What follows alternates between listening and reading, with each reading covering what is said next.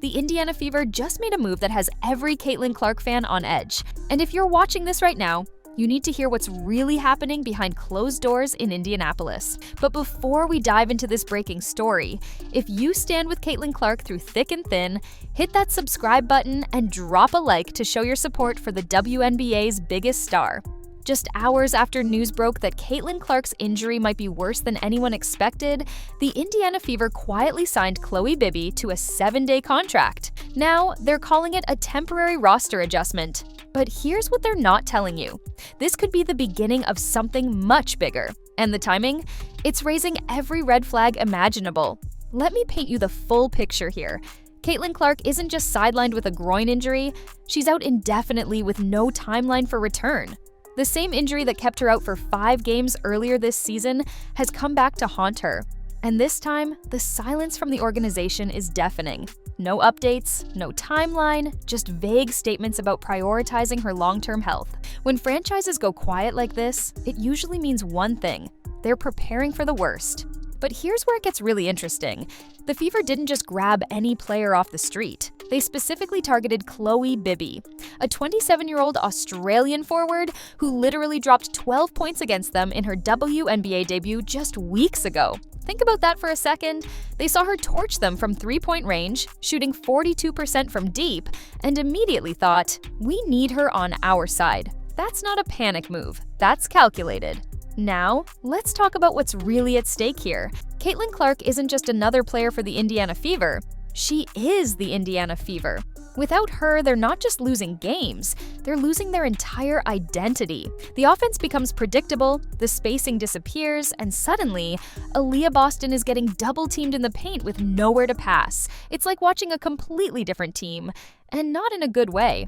But the real story isn't just about basketball. It's about how this organization has handled their most valuable asset. And folks, it's not pretty. Caitlin has taken more hard hits, more uncalled fouls, and more physical abuse than any rookie in recent memory.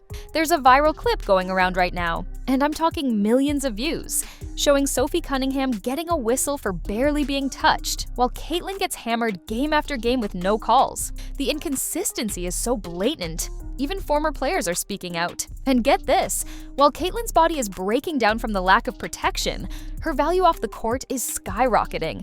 Her one-of-one rookie card just sold for $660,000. Let me say that again, $660,000. That's not just a record for the WNBA, that's a statement. The market knows what Caitlin Clark is worth, even if the league and her own organization seem clueless. Here's what really has fans worried though. This 7-day contract for Khloe Bibby, it's sending a message whether the Fever intended it or not. When you sign a player for exactly 1 week right after your franchise cornerstone goes down, you're either scrambling for a quick fix or you're testing the waters for something more permanent. And given how this organization has operated lately, neither option inspires confidence. Let's be real about Khloe Bibby for a second. She's a solid player. 40% from the field, over 40% from 3, brings the spacing the Fever desperately need. But she's not Caitlin Clark. Nobody is. She's had exactly 5 games of WNBA experience with the Golden State Valkyries, and while she showed flashes, she wasn't good enough for them to keep her when their players returned from Eurobasket. So why is Indiana suddenly interested? Because they're desperate. Plain and simple. The timing of all this is what's really suspicious. Caitlin goes down, and within hours, boom, emergency signing. No mention of bringing up a player from their G League affiliate, no talk of adjusting the rotation with existing players, just straight to signing someone new. That's not how confident organizations operate. That's how teams in crisis mode operate. And here's the kicker. This isn't even the first time this season the Fever have failed to protect their star. Remember when Caitlin was taking those brutal screens early in the season? Or when opponents were literally body-checking her off the ball? Where was the support then? Where were the enforcer teammates stepping in? Where was the coaching staff demanding better officiating?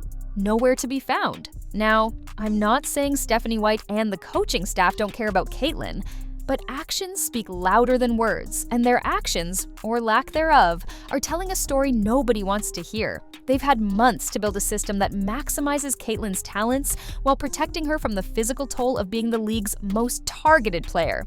Instead, we're watching her break down physically while carrying an offense that falls apart without her. The fans see it. Social media is absolutely exploding right now, with people calling out the organization. The sentiment is clear. If the Fever can't protect and support the biggest star the WNBA has seen in years, maybe she deserves better. And that's a conversation that should terrify every single person in the Indiana Fever front office. Think about what Caitlyn has done for this franchise in less than one season. Attendance records shattered, merchandise flying off the shelves, national television games, primetime slots. She turned a franchise that was irrelevant for years into must-see TV. And how do they repay her?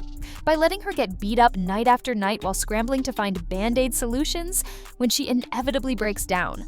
The Khloe Bibby signing might work out fine for 7 days. She might hit some threes, provide some spacing, maybe even help them steal a game or two. But that's not the point. The point is that this move exposes everything wrong with how the Fever are handling their franchise player. It's reactive instead of proactive. It's short-term thinking in a situation that demands long-term vision. And let's address the elephant in the room. What happens if Caitlyn's injury lingers? What if 7 days turns into 7 weeks? The Fever haven't shown they have any real plan beyond, let's hope Caitlyn comes back soon. That's not a strategy, that's prayer. And in professional sports, prayer without preparation equals disaster. The market has already decided Caitlyn Clark's value. $660,000 for a rookie card doesn't happen by accident. That's investors betting on her long-term impact on the sport. But here's the thing about valuable assets. They need to be protected. They need to be invested in. They need to be surrounded by the right infrastructure to maximize their potential. The Indiana Fever are failing on all 3 counts. Here's what should have happened. The moment Caitlyn Clark was drafted, the Fever should have built everything around her. Better screening actions to free her up, enforcer players to protect her, a defensive system that doesn't leave her exposed on every possession. Instead, they threw her into the fire and acted surprised when she got burned. Now we're seeing the consequences. An indefinite injury with no timeline, a franchise scrambling to fill the void, and most importantly, a fanbase that's starting to ask uncomfortable questions about whether their superstar's future really lies in Indianapolis. Because make no mistake, players like Caitlyn Clark don't come around often. When you have one, you do everything in your power to keep them healthy, happy, and productive. The Fever are currently failing at all 3. The 7-day contract for Khloe Bibby isn't just a roster move. It's a symbol of an organization that's been caught flat-footed. They're trying to plug holes in a sinking ship instead of fixing the fundamental issues that caused the leak in the first place. And everyone watching can see it. What makes this even more frustrating is that the solutions aren't complicated. Better offensive sets that don't rely solely on Caitlyn creating everything. Defensive schemes that don't leave her on an island against bigger, stronger players. Vocal advocacy for better officiating when she's getting mauled. These aren't revolutionary concepts. They're basic organizational competence. Yet somehow, the Fever can't seem to figure it out. The silence from the front office and coaching staff is perhaps the most damning part of all this. When your franchise player goes down with an indefinite injury, you don't go quiet. You reassure the fans. You outline your plan. You show confidence in your ability to weather the storm. The Fever have done none of that. Just a quick signing announcement and back to radio silence. Fans deserve better. More importantly, Caitlyn Clark deserves better. She's given everything to this franchise, played through pain, carried them on her back, and transformed them from afterthoughts to headline makers. The least they could do is show they have a coherent plan for supporting her, both now and in the future. As we watch this situation unfold, one thing becomes crystal clear. The Indiana Fever are at a crossroads. They can either wake up and start acting like an organization worthy of a generational talent, or they can continue down this path of reactive management and short-sighted decisions. The choice is theirs, but time is running out. Because here's the reality nobody wants to talk about. Caitlyn Clark doesn't need the Indiana Fever. The Indiana Fever need Caitlyn Clark. And if they don't start acting like it, they might find out just how true that statement really is. This 7-day contract isn't just about basketball, it's about the future of a franchise and whether they're capable of protecting their most valuable asset. The ball is in the Fever's court now. Let's hope they don't drop it like they've dropped so many other opportunities this season, because if they do, the consequences could reshape not just their franchise, but the entire landscape of the WNBA. If you're standing with Caitlyn through all of this and want to see her get the support she deserves, hit that subscribe button and ring the notification bell. Let's show the world that we've got her back, even when her own organization doesn't seem to. Drop 100% in the comments if you believe Caitlyn deserves better. Until next time, keep supporting our girl and let's hope for some good news soon.